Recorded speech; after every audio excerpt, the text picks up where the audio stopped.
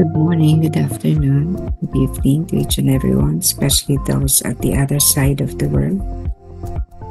There is no time and space between us. There is only this present moment, and we are one. Today, on diary entry number 1079, this was April 7, 1937. The day when a certain person entered the chapel, I felt a terrible pain in my hands, my feet, and my side, just as Jesus did during his passion. This lasted only for a brief moment, but in this way I recognized a soul who was not in God's grace. Abril 7, 1937, ngayon, nang may pumasok na tao sa kapilya, nakaramdam ako ng matinding kirot sa aking mga kamay, paa at tagiliran. Tulad ng nangyari kay Jesus sa kanyang pagpapakasakit. Ito ay tumagal lamang ng maikling sandali. Ngunit sa ganitong paraan na pagtanto ko ng isang kaluluwa ay wala sa biyaya ng Diyos. Itong mga ganitong mga pakiramdam habang kayo ay naglilinis ng sarili, nagpo-purify, you become sensitive to these people. No, yung unang kita mo pa lang, hindi mo maipaliwanag ba't ganun ang pakiramdam mo. Whenever someone is harboring a negative thought against me, nararamdaman ko rin yan yung kakaiba talaga. Hindi katulad ng naramdaman ni Faustina na may terrible pain, no? Sabi niya may kakaibang sakit sa kanyang mga kamay at paa sa tagiliran kasi ito yung mga wounds, sugat ni Jesus, no?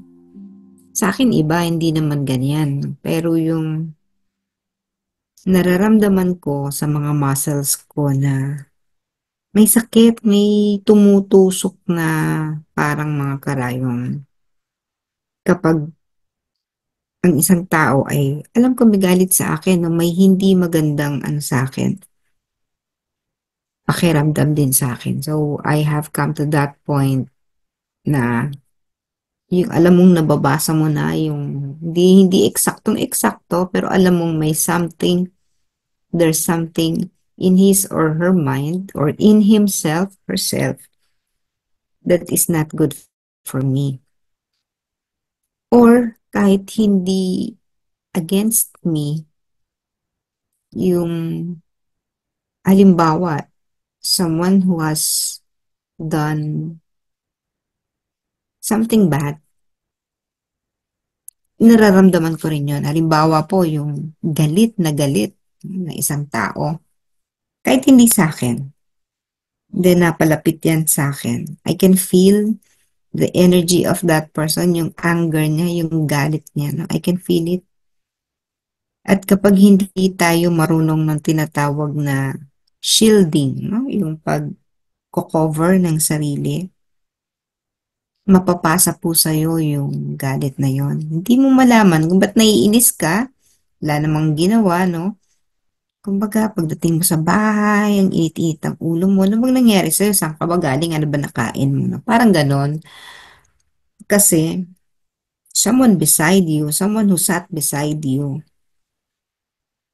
had that kind of anger.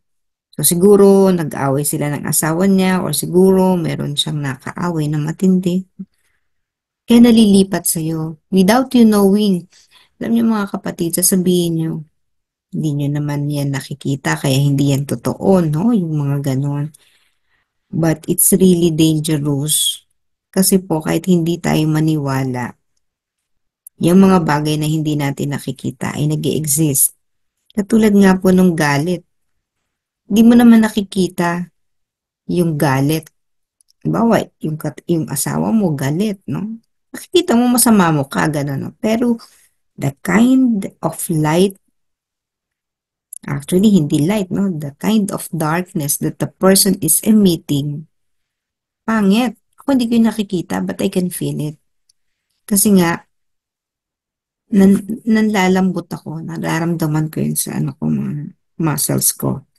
Another example, in a room, sa isang meeting, may conflict, may nag-away, nagkasagutan, o doon sa kapitbahay mo, nag-away yung mag-asawa. These things are infecting people around them. Sa akin, ano siya, no? May pakiramdam ako talaga, nararamdaman ko. Others, di naman na nila nararamdaman kasi wala lang because that person na hindi apektado ay maaring ang kaniyang sarili, no, ay balot na rin ng hindi mabuting mga bagay. Kaya normal lang sa kanya yung makakita ng nag-aaway. Wala na lang. Kasi nasa system na niya rin. Embedded na rin sa system niya yung ganun. Kung nabuhay po kayo sa isang pamilya na araw-araw, nag-aaway, nagbabatuhan, o isa kang bata, lumaki ka sa ganong environment, paglaki mo, normal na lang yun. Di ka na tinatablan. Kasi na-immune na yung system mo. But if that person who was once a child, grown up na ngayon, naglinis ng sarili niya, nag-confess, nag-purify, underwent spiritual discipline, nagpa-fasting, nananalangin, may cleansing sa sarili. Kapag pumasok ulit siya sa ganong environment na mayroong nag-aaway, mararamdaman na niya. Lahat ng yun, nawawala na. Kumbaga para siyang binuhusan ng tubig ng Panginoon at ang tubig na yon dinala lahat ng pangit sa kanya. That's why the person becomes sensitive already. Nagiging sensitive na siya.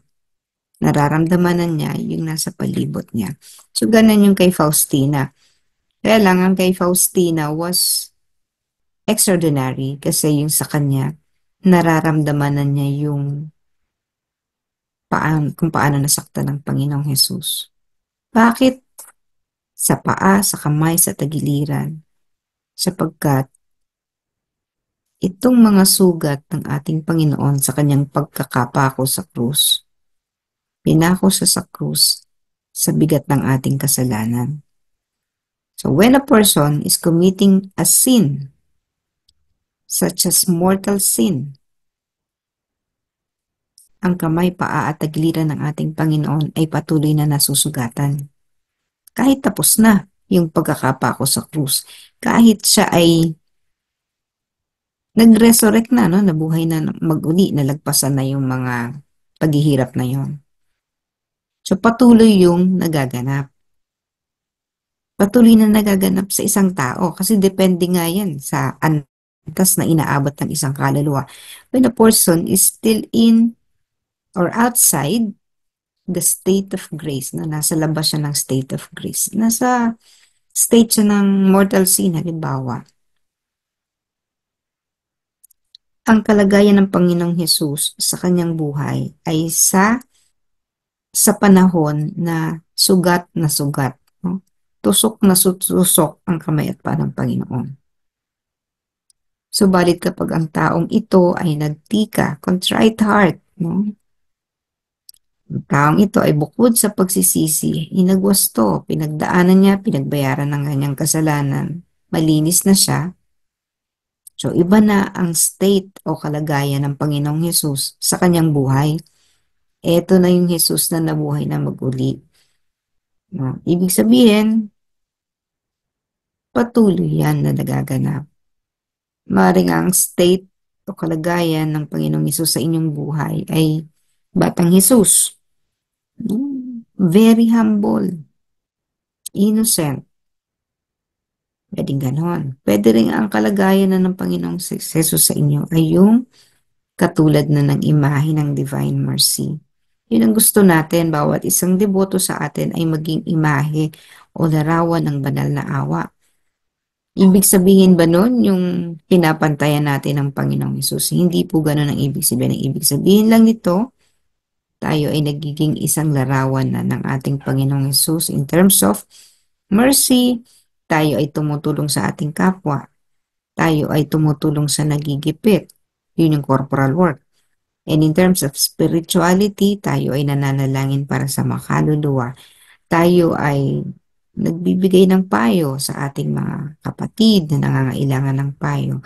So we have become an image of mercy to other people.